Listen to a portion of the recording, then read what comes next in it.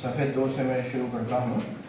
Technology کی اس زبردست ترقی کے باوجود صحافت میں اور خاص طور پر اردو صحافت میں سب ایڈیٹنگ کا کام کسی مشین سے نہیں لیا جا سکتا۔ صحافت اور ترجمے کا تعلق اتنا ہی پرانا ہے جتنی اردو صحافت۔ حالانکہ مصنوعی ذہانت کے ایک سے زائد سافٹ ویئر اور اپلیکیشن بازار میں آ چکے ہیں۔ تکنیکی ترقی کی بات کی جائے تو بازار میں جب پہلی مرتبہ ٹائپ رائٹر آیا تو ان مشینوں کی قیمت اتنی زیادہ تھی کہ اخبارات ان کی خریدی کی سکت نہیں رکھتے تھے۔ حالات بدلے، اخبارات معاشی طور پر خود مکتفی ہونے لگے اور اردو سافٹ ویئر بازار میں آ گئے۔ اخبارات نے بڑے پیمانے پر اردو کے سافٹ ویئر کو گلے لگایا۔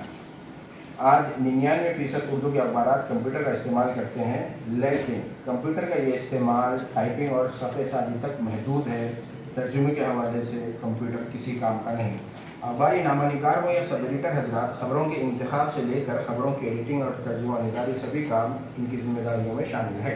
حالانکہ اردو صحافت کی خاص بات یہ ہے کہ اس زبان کے اخبارات ملک کے طول و عرض میں ہر بڑے شہر سے شائع ہوتے ہیں، لیکن تصویر کا دوسرا رخ یہ ہے کہ ان اخبارات میں سب کا ترجمہ اور سب کی زبان یکساں نہیں۔ مثال کے طور پر جنوبی ہند کے اردو اخبارات ویکسینیشن کا ترجمہ ٹیکہ اندازی کرتے ہیں، تو شمال کے بیشتر اخبارات اس کا ترجمہ ٹیکہ کاری کرتے ہیں۔ اگر ہم صحافتی ترجمے کے لیے آرٹیفیشیل انٹیلیجنس مصنوعی ذہانت پر مبنی پروگرام کی بات کریں جو کہ ترجمے کا کام کر سکتے ہیں، تو کون سی زبان کی مشین کو تربیت دی جائے، اس سوال کا جواب ڈھونڈنا ہوگا۔ 2 مارچ 2023 کو ایران کے حوالے سے ایک خبر مختلف اخبارات نے شائع کی۔ خبر رساں ادارے نے انگریزی میں اس کی سرخی لگائی، near bomb grade level uranium found in Iranian nuclear plant says IAEA رپورٹ۔ اس خبر کا اردو اخبارات نے جو ترجمہ کیا ہے وہ ملاحظہ کریں۔ اخبار روزنامہ راشٹریہ سہارا نے لکھا، ایران کے پاس جوہری بم گریڈ کی افزودہ یورینیم ہونے کا انکشاف۔ بنگلور کے اردو اخبار روزنامہ سالار نے لکھا، ایران میں 83% زائد افزودہ یورینیم کے ذرات ملے۔ حیدرآباد کے اردو اخبارات نے اس کا کچھ دوسرے انداز میں ترجمہ کیا۔ آگے دوسری مثال پر میں جاتا ہوں۔ آپ کو بڑی دلچسپ مثال ہے۔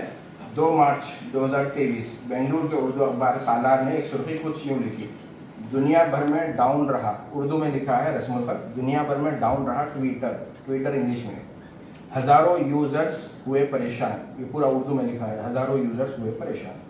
تو جب آرٹیفیشیل انٹیلیجنس کی ہم بات کرتے ہیں تو وہاں پر مشین کو تربیت دینا ہوتا ہے۔ ملک بھر کی جو اردو صحافت ہے وہ اس بات پر اتفاق نہیں رکھتی کہ کس چیز کو کیسے لکھا جائے، کس کا کیا ترجمہ کیا جائے، کس لفظ کے لیے کون سی اصطلاح استعمال کی جائے۔ یہ سب سے بڑا مسئلہ۔ 1 مارچ کے اخبار مشرق کے جرائم کی خبر کی سرخی آپ حضرات کے گوشگزار کرنا چاہوں گا۔ اخبار نے سرخی کچھ یوں لگائی، خبر کی تفصیلات میں لکھا تھا کہ ایک شخص نے ٹیکسی کرائے پر لی اور راستے میں خالی مقام پر دیکھ کر اس نے وہ ٹیکسی ڈرائیور سے چھین کر راہ فرار اختیار کی۔ اخبار نے سرخی لگائی، گاڑی چھنتائی کے الزام میں ایک نوجوان گرفتار۔ اب یہ کون سی اردو، کون سا ترجمہ، شاید علاقائی بولی ہے جس کا سب ایڈیٹر صاحب نے یہاں پر استعمال کیا ہے۔ کون سا اخبار ہے؟ چلیے آگے بڑھتے ہیں۔ اخبار مشرق کولکتہ۔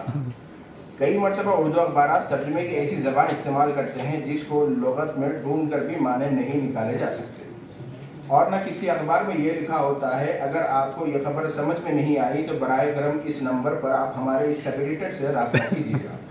اور دنیا بھر میں اخبار ایک واحد ایسی چیز ہے جس کو پڑھنے کے لیے کہیں پر کوئی گائیڈ نہیں ملتی، جو کس چیز کا تقاضا کرتی ہے کہ اخبار کی زبان اتنی سہل، اتنی آسان ہو کہ پڑھنے والا ایک مرتبہ پڑھ کر اس کو سمجھ سکے۔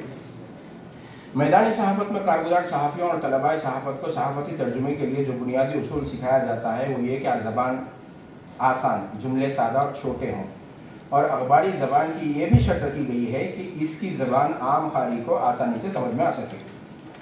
ETV اردو کی یہاں پر مثال دینا میں ضروری سمجھتا ہوں۔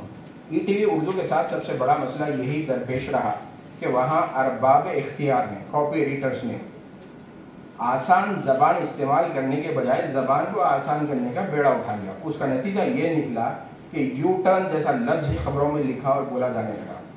دہشت گردوں یا عسکریت پسندوں کے بجائے ملیٹنٹوں جیسا انگریزی لفظ اردو کی جمع بنا کر لکھا جانے لگا۔ ہمارے ملک ہندوستان میں سوائے چند ایک اخبارات کے اردو کے بیشتر اخبارات خبروں کے حصول کے لیے خبر رساں اداروں پر انحصار کرتے ہیں، جہاں سے خبریں مکمل طور پر انگریزی زبان میں ہی ملتی ہیں۔ حالانکہ اردو زبان میں بھی ایک خبر رساں ادارہ UNI کام کر رہا ہے، مگر اس ادارے کی خبروں پر بہت سارے اخبارات اعتبار نہیں کرتے اور اس کی زبان کو ہندی آمیزش والی اردو قرار دیتے ہیں۔ قارئین